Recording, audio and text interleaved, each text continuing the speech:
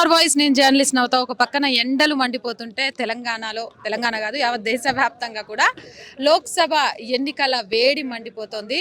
ఖమ్మంలో 48 డిగ్రీల ఉష్ణోగ్రత ఉంది. ఇప్పుడు మధ్యాహ్నం 2 గంటల 15 నిమిషాలు అవుతుంది.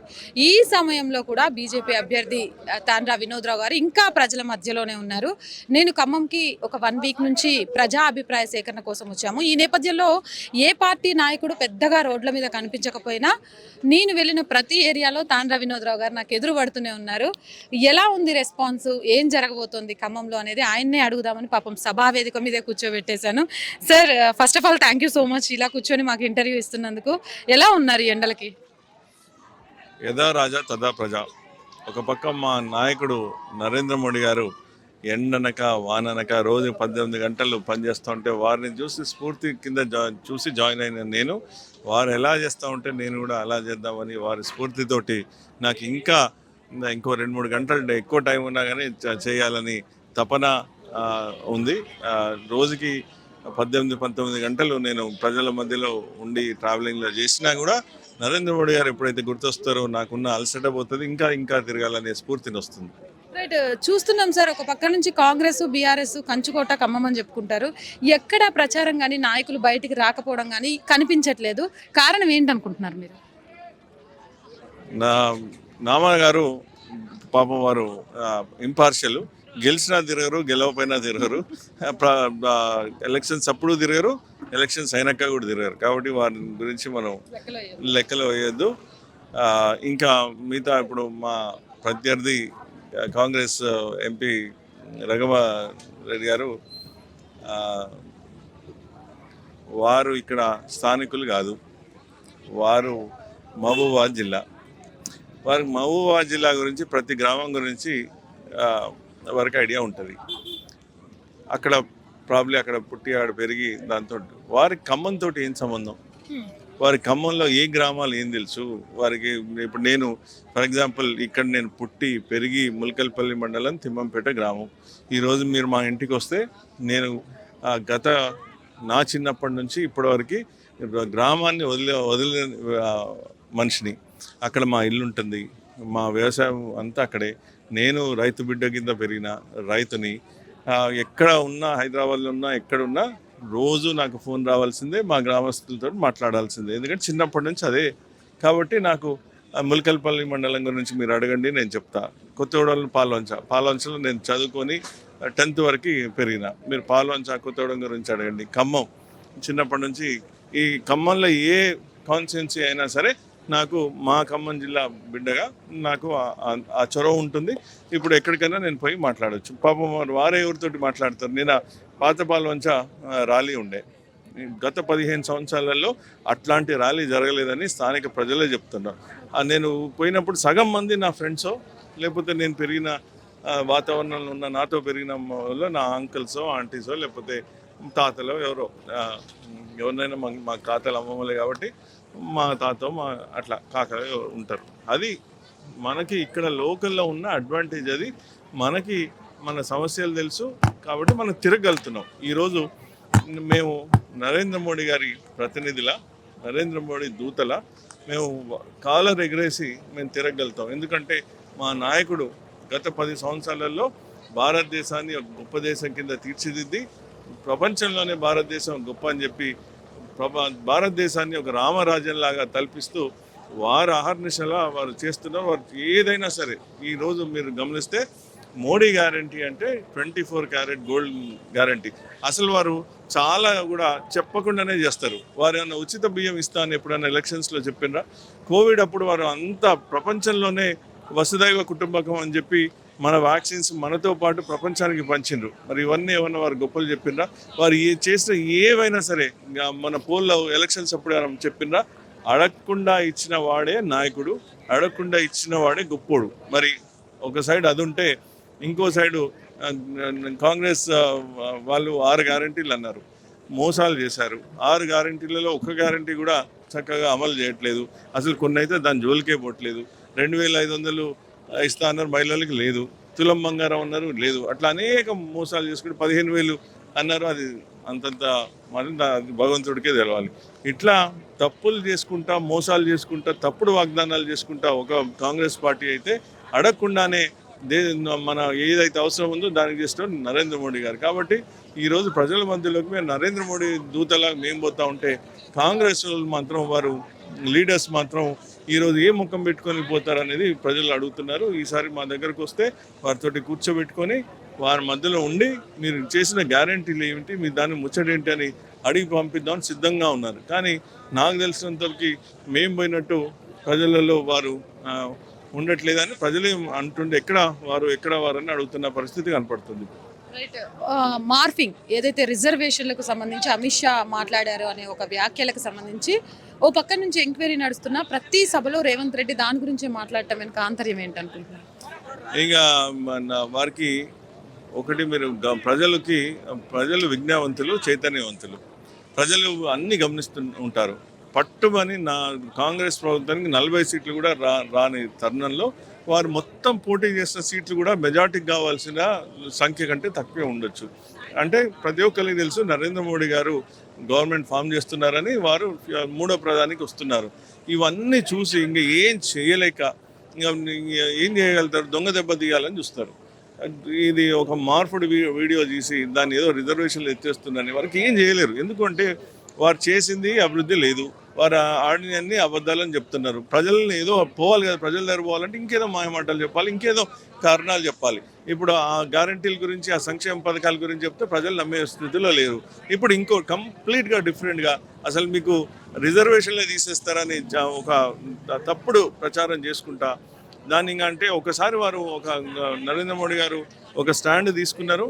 దాన్ని ఇంకా వారు అది మరి వారి విజ్ఞానికే వదిలేయాలి. అది తప్పుడు అని రుజువు అవుతా ఉంటే ఇంకా దాన్ని పట్టుకొని అది అంటే ప్రాబ్లం వారి పర్సనల్ డెసిషన్, అది చట్టం దాని పని దాన్నే చేసుకుంటుంది. వారు ఒక స్టాండ్ తీసుకున్నారు, ప్రజలు గమనిస్తున్నారు. ఇంకా ప్రజలకి మే 13న డెఫినెట్గా దీని మీద ఎఫెక్ట్ ఉంటుంది. 13న ప్రజలు తీర్పునిస్తున్నారు. ప్రజల్లోకి వెళ్తున్నప్పుడు ఎస్పెషల్లీ వర్డ్ తిరుగుతున్నప్పుడు ఎలా అనిపిస్తోంది? రిసీవింగ్ కానీ, మోదీ నినాదాలు కానీ, అలాగే రాముల వారి గుడికి సంబంధించి వాళ్ళు చెప్తున్నవి కానీ. ప్రజలు వెళ్తున్నప్పుడు ఏ నాయకుడికైనా బహుశా మా అపోజిషన్ పార్టీస్ కానీ ఎప్పుడైనా వారికి ప్రజలు మొన్న వచ్చినప్పుడు అసెంబ్లీలో అంతా ఉన్నప్పుడు ప్రజలు వారిని ఆదరించిండ్రు. వారికి ఆ సంతోషం అప్పుడు, ఆనందం అప్పుడు కలిగి ఉంటుంది. మరి ఇప్పుడు ఎందుకు ఆ ఆనందం ఇప్పుడు ఎందుకు లేదు? వీరికేమో ఆనందం మిగిలింది, ప్రజలకేమో ఆవేదన మిగిలింది. ఎందుకంటే మేము నమ్మి మోసపోయినాం కాబట్టి మా ఆవేదన వ్యక్తమవుతుంది. అది క్లియర్గా నేను గ్రామాల్లోకి వెళ్ళినప్పుడు ప్రజల మధ్యలో అది కనపడుతుంది. వారి నిస్సహాయత కనపడుతుంది, వారి ఆక్రోశం కనపడుతుంది. కానీ ప్రజలు మాత్రం ఈసారి అంటున్నారు, మహిళల్ని మోసం చేసిన వాళ్ళు ఎవరు బాగుపడరు, రైతుల్ని మోసం చేసిన వాళ్ళు అంతకన్నా బాగుపడరు. కాబట్టి ఈసారి అట్లాంటి జోలికి మేము వారికి చెంపబెట్టు చేసి మిమ్మల్ని గెలిపించి మేము ప్రజల్ని మోసం చేసేటోళ్ళు నాయకులు కాదు, వారు ఎలక్షన్లో గెలవలేరు. ఎవరైతే ప్రజల గురించి పట్టించుకునేటోళ్ళు, అభివృద్ధి చేసేటోళ్ళు వాళ్ళకే మేము పబ్బంగా కడుతుందని వారు ఈ మే 13న తెలియజేయబోతున్నారు. మీరు ఎన్నికల్లోకి వచ్చినప్పుడు, నేను ఇవాళ మార్నింగ్ నుంచి తిరుగుతున్నప్పుడు ఒక దగ్గర మీ వైఫ్, ఇంకో దగ్గర యూత్ తోటి మీ అబ్బాయి కనిపించారు. మీ ఫ్యామిలీ మొత్తం ఇంత సపోర్ట్గా, డెడికేట్గా మీతో పాటే ఎండల్లో ఇలా తిరుగుతూ ఉంటుంది అనుకున్నారా? ఏం చెప్తారు ఇంత సపోర్ట్ చేస్తున్న ఫ్యామిలీకి? ఇప్పుడు ఎప్పుడైతే నరేంద్ర మోడీ గారు, నేను గత 10 సంవత్సరాలలో సామాజిక సేవ చేసుకున్నప్పుడు కూడా నా ఫ్యామిలీ సపోర్ట్ ఉంది. ఎవరైనా ఒక వ్యక్తి బయట అంత సక్సెస్ అయినంటే ఇంట్లో సపోర్ట్ ఉండబట్టే, అది ఎక్కడైనా సత్యం. అది నేను ఒక బిజినెస్ ఫ్యామిలీ నుంచి వచ్చి సడన్గా సామాజికం చేస్తూ ఉంటే రాను ఆ సామాజిక పనులే నాకు ఎక్కువైతున్నప్పుడు కూడా నాట్ ఏ సింగిల్ కంప్లైంట్ మా ఫ్యామిలీ చేయలేదు. ఇప్పుడు పిల్లలు పెద్దగైనరు, వాళ్ళు మా బిజినెస్ చూసుకుంటున్నారు కాబట్టి నాకు ఇంకా స్వేచ్ఛ దొరికింది. ఇప్పుడు నేను రాజకీయ రంగంలోకి వచ్చిన, ఇప్పుడు ఇక్కడ అవసరం కాబట్టి మా శ్రీమతి గారు కానీ లేకపోతే మా పెద్దబాబు చిన్నబాబు almost on an average 16 to 17 గంటలు మేము నలుగురు ఈచ్ పర్సన్ మా బాధ్యత అని చెప్పి 16-17 గంటలు చేస్తున్నాం. ఆ స్టేట్ ఆఫీస్ కూడా గుర్తించింది. ఢిల్లీ నుంచి కూడా ఇవాళ ఫోన్ వచ్చినప్పుడు వారు చెప్తా ఉండే, మీ ఎంటైర్ ఫ్యామిలీ మీరు 16-17 గంటలుగా కష్టపడుతున్నారని మాకు రిపోర్ట్ వచ్చింది. బాగా పనిచేస్తున్నారు, మీరు ప్రజల మధ్యలోకి వెళ్తున్నారు. ఇదే మీరు కొనసాగిస్తే మీరు ఈసారి విజయం మీదే. ఇంకొక ముఖ్యమైన విషయం, నరేంద్ర మోడీ గారు దృష్టి ఖమ్మం మీద పడ్డది. అందుకని వారు రాజ్నాథ్ సింగ్ గారిని పంపించిండ్రు, నడ్డా గారిని పంపించిండ్రు. మీకు 8వ తారీఖు 9వ తారీఖు ఖమ్మం ప్రజలకు ఇంకొక ముఖ్యమైన వ్యక్తి వస్తున్నాడు. సర్ప్రైజ్ అది అది కాబట్టి ఇంత మీరు ఇంకొకటి చూడండి, ఏదో కాశ్మీరో ఊటీయో లేకపోతే ఏదో చల్లమైన ప్రదేశాలలో రావడం ఒక ఎత్తు, 46 అడుగులు 46 డిగ్రీలు కానీ 48 డిగ్రీలు కానీ ఉన్న ఎండని కూడా చేయకుండా పెద్ద పెద్ద నాయకులు, ఆ రోజు నడ్డా గారు వచ్చినప్పుడు 46 47 ఉండే వారు ముఖం అంతా, అయినా కానీ చిరునవ్వు మాత్రం, ధైర్యం మాత్రం ఎక్కడ ఎవరు కరేంగి ఎవరు జాయింగి అని చెప్పి చిరునవ్వుతో వారు చెప్పి వారు భద్రాచలం గురించి అడిగినారు. భద్రాచలం నేను స్పిరిచువల్ కారిడార్ గురించి చెప్పినప్పుడు వారు ఒక సజెషన్ ఇచ్చిండ్రు, మీరు సర్క్యూట్ గురించి ఆలోచించకుండా మొత్తం కారిడారే టాప్ టు అయోధ్య నుంచి భద్రాచలం యాజ్ అ ప్రాజెక్ట్ మీరు టేకప్ చేయండి. మీలాంటి వారికి నాకు చాలా నచ్చింది, మీకు అంత ఇంట్రెస్ట్ ఉంది, అంత ఎక్స్ప్లెయిన్ చేసింది అంత విన్నారు, ఇదంతా మీరు మనం టేకప్ చేద్దాం గవర్నమెంట్ నుంచి అని చెప్పిండ్రు. అక్కడ భద్రాచలం ఉన్న సమస్యల గురించి అంటే వారు దాని గురించి చెప్పిండ్రు. మనకు సింగరేణి కాలనీస్ గురించి వాళ్ళ కార్మికులు చెప్పిన ఆవేదన సమస్యలు చెప్పినప్పుడు వారు దాని గురించి సొల్యూషన్ ఇచ్చిండ్రు. నేను ఎప్పుడైతే ఐటీ ఇండస్ట్రీ గురించి కానీ ఇన్ఫ్రాస్ట్రక్చర్ గురించి కానీ చెప్తే వారు చాలా ఇంట్రెస్ట్గా విన్నారు.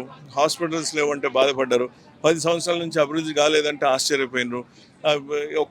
మీరు 10 సంవత్సరాల గురించి అభివృద్ధి గురించి చెప్పాలనుకుంటే ఒక మేజర్ హాస్పిటల్ ఇక్కడ రాలేదు, మేజర్ కాలేజ్ ఇక్కడ రాలేదు, మేజర్ ఇండస్ట్రీ రాలేదు, ఒక స్మాల్ స్కేల్ ఇండస్ట్రీ రాలేదు, మేజర్ స్కేల్ ఇండస్ట్రీ రాలేదు.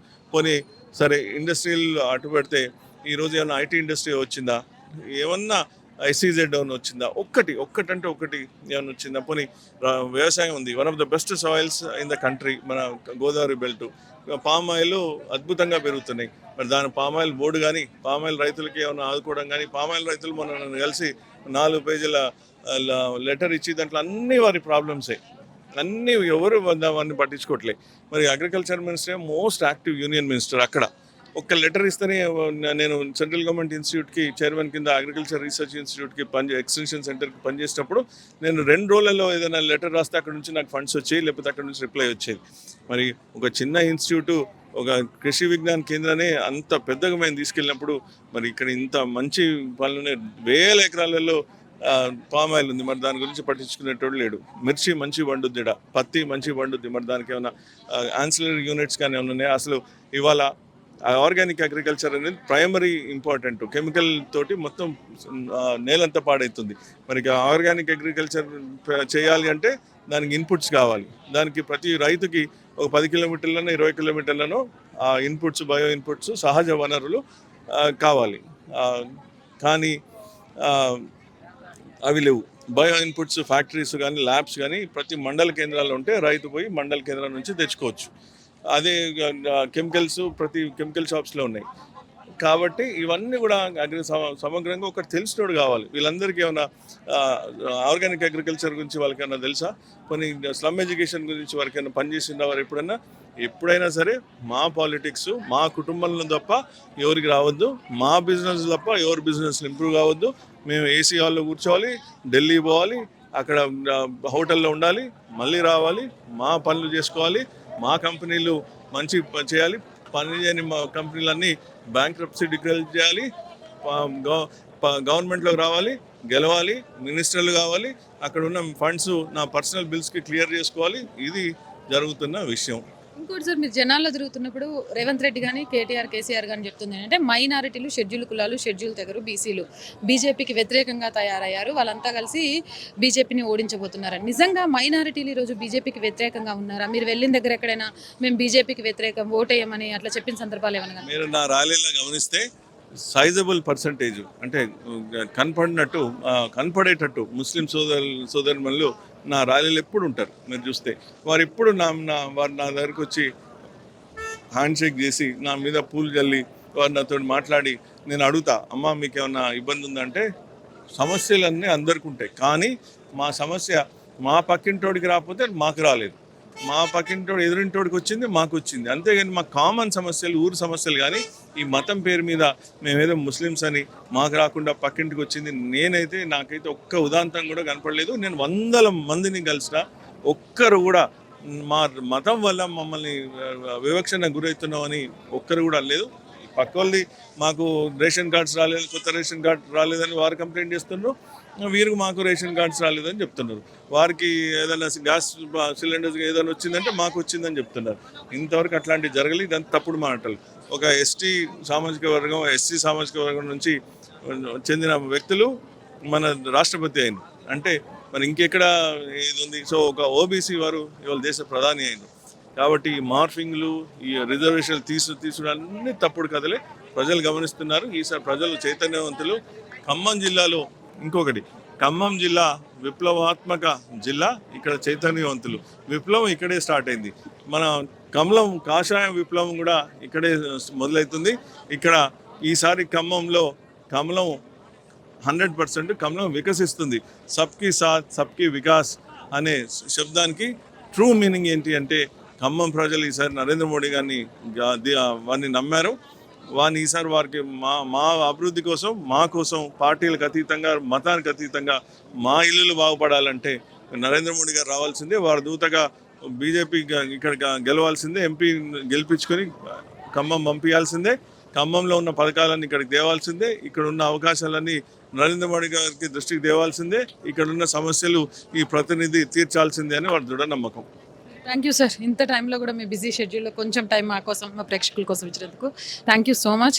ఏదేమైనా కానీ మార్పు అనేది తెలంగాణ ఆవిష్కరణకైనా మరొక దానికైనా ఖమ్మం నుంచే మొదలైంది కాబట్టి ఈసారి కూడా యాజ్ యూజువల్గా తెలంగాణలో మార్పు అనేది ఖమ్మం జిల్లా నుంచే మొదలవుతుంది. అది కాషాయమయంగా ఖమ్మంని మార్చడానికి ఉపయోగపడుతుంది.